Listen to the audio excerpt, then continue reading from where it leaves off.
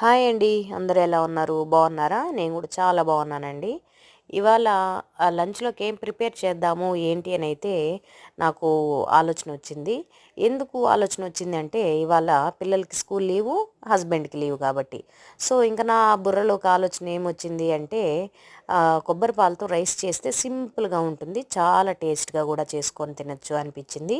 And అలానే chicken కూడా gravy చేసుకుంటే బాగుంటుందనుకున్నాను.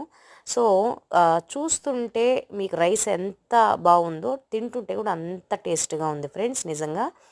అండ్ అలానే చికెను వాటర్ లేకుండా చక్కగా ఈ విధంగా అయితే చేసుకున్నానండి. అసలు ఒక్క డ్రాప్ కూడా వాటర్ అనేది నేను పొయ్యకుండా కర్రీ అంటే ఈ విధంగా అంటే ఫ్రై అనుకోవచ్చు. ఈ విధంగా చేశాననమాట ఈ రెసిపీ.